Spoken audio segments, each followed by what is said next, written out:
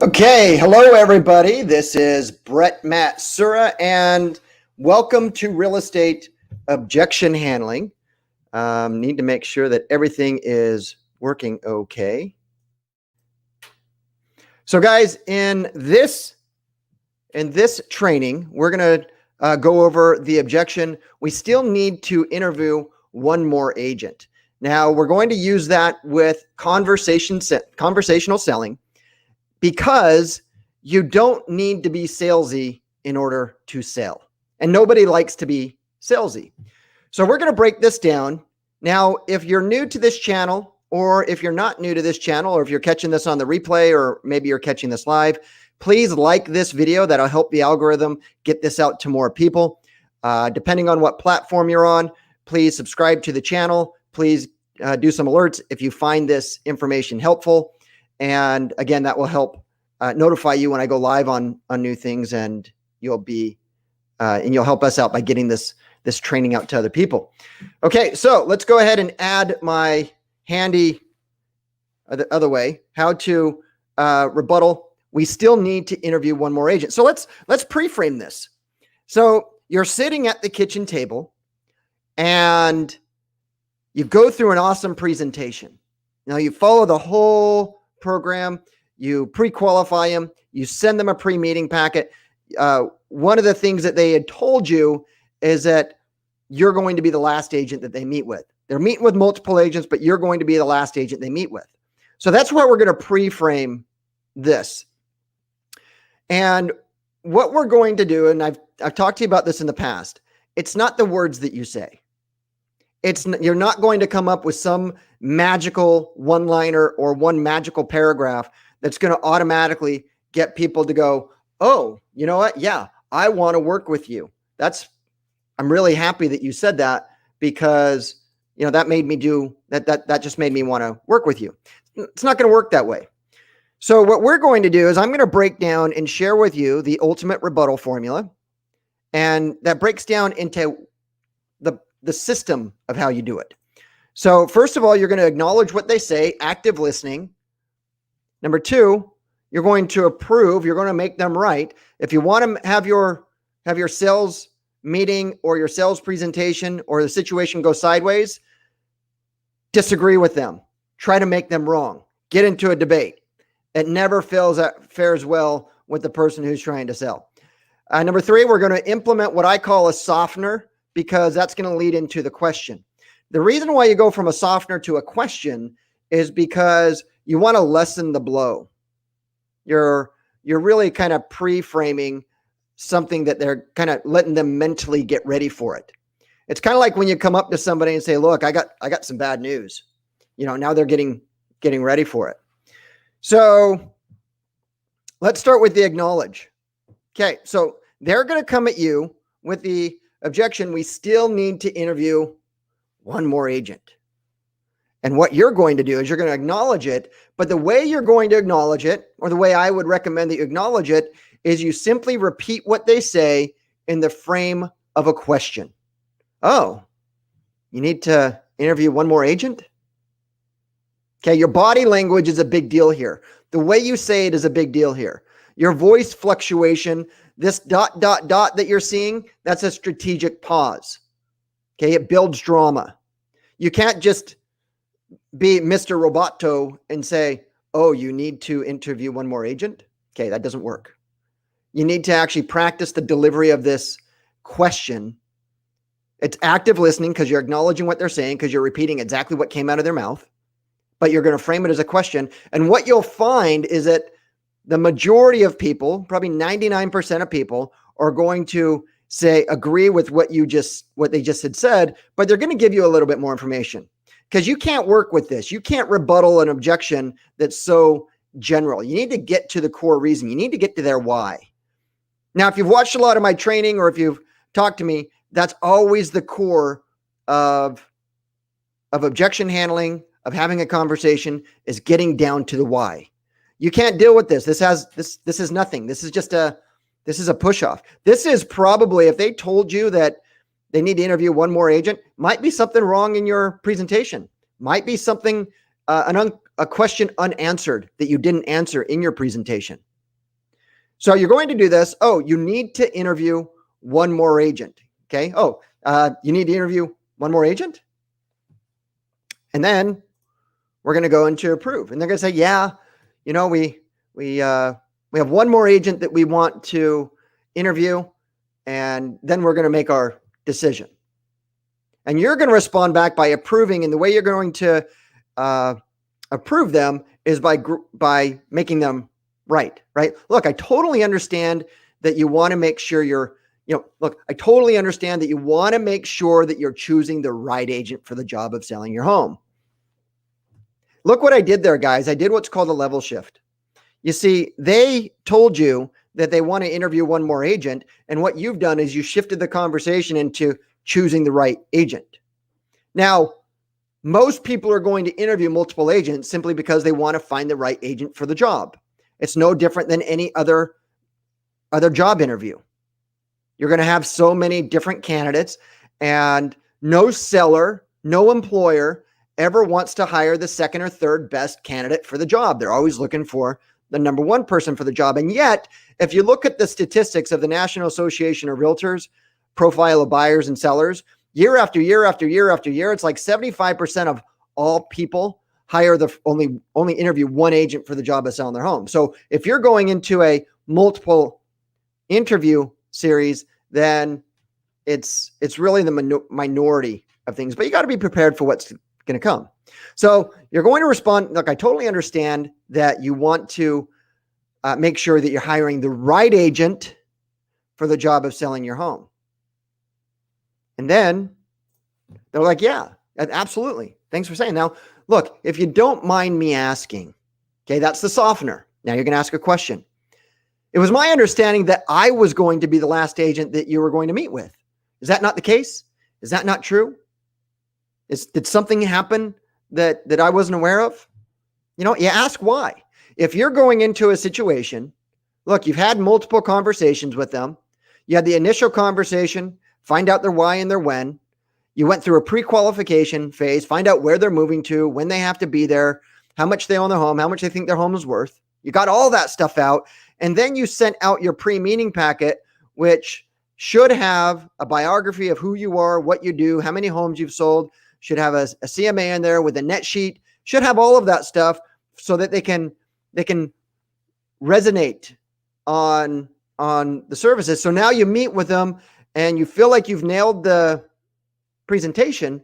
And then now they come up with, well, look, we're going to meet another agent. You're going to ask why. It's a logical question. It's a fair question. So if you don't mind me asking, it was my understanding, Mr. and Mrs. Seller, that I was going to be the last agent that you were going to meet with. And then you were going to make a decision based on your knowledge. Did something change that I wasn't aware of? Okay. Is that not the case? Okay. Same line of questioning, just different way of framing it. And then they're going to answer whatever they're going to answer.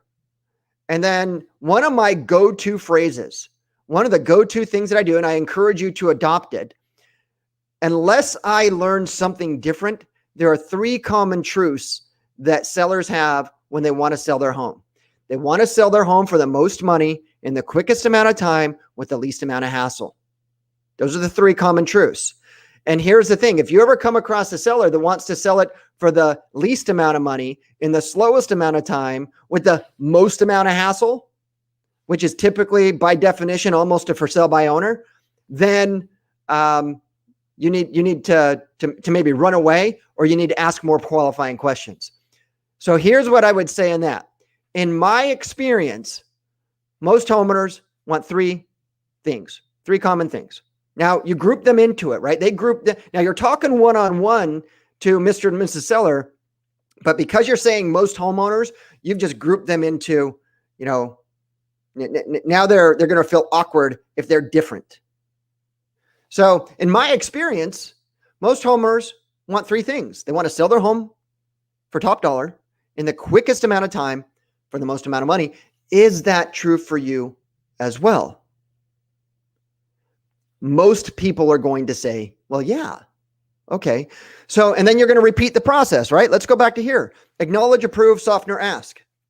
It's the system in place. It's the formula in place that matters. You're the one who has to practice the various different scenarios so you can start guiding down, but using the same principle, right? It's like punching and kicking in the martial arts. You're the one who has to put the combinations together when you're in when you're in the ring, right? Or when you're defending yourself. Sales is a contact sport. How ironic is that when I compare things to the martial arts? So, when they agreed to, yeah, I want to sell my home for the most money in the quickest amount of time for the least amount of hassle. Absolutely. That is our goal. Now you're going to follow the same thing. Awesome. Look, me and my company have literally sold hundreds, thousands. Import your skill or your metrics at that spot. Look, me and my company have literally sold hundreds of homes in this immediate area. You've seen our stuff, right? That's how you got a hold of me. Yeah, that's how we got a hold of me. So if you don't mind me asking, what is it that's specific about my service that you don't feel is something that you can perhaps that would get your home sold for the most money in the quickest amount of time for the least amount of hassle? What is it? So that's what you guys need to do. You need to constantly ask questions, and you really need to dig down 3 or 4 levels. A lot of people will come up when they get this objection. We still need to interview one more agent. Oh yeah, sure. No problem. Give me a call after you interview everybody. Okay. If you're doing that, you're not a salesperson. You've got to go for it. You've got to rebuttal it. You've got to go down for the why.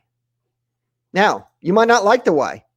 You might actually get an answer that is, sooner or later, you're going to ask a bunch of questions that gets them to make a decision that's either yes or no. Sooner or later, if you ask too many questions, maybe in the wrong series, then you're going to come off salesy, and you're going to feel that. Everybody's felt that vibe, that energy where somebody's trying to end the conversation, get off the phone with you, or stop meeting with you and get you out of the house. That's where you come up with look, before I leave or before I let you go, let me ask you one more question. Is that okay? They're going to say yes. So now you got permission to ask, to give it one last hurrah. So that's how we do it, guys. So let's break that down. So to summarize, and for those of you that are in the real estate role-playing group, this is the objection of the day. If in fact you have not signed up, or if you don't have role-playing partners, go right here, realestateroleplaying.com, get on the schedule, get teamed up. The only way you're going to get better at objection handling, at conversational selling, at really anything is through practice. You can watch this video all day long and practice it yourself, but until you actually start practicing with a person, it's never going to come off natural. So you can either practice when there's actually a commission on the line, or you can dive into a group and you can practice with somebody else, get some constructive criticism, increase your skill level, and get better. And you can do that right here if you don't have a role-playing partner. So here's the thing. Let's sum this up. Acknowledge, approve, soften, or ask. So you get the objection. We still need to interview one more agent. You're going to acknowledge. You're going to say, look, you're going to acknowledge by asking a question. Oh, you need to interview one more agent.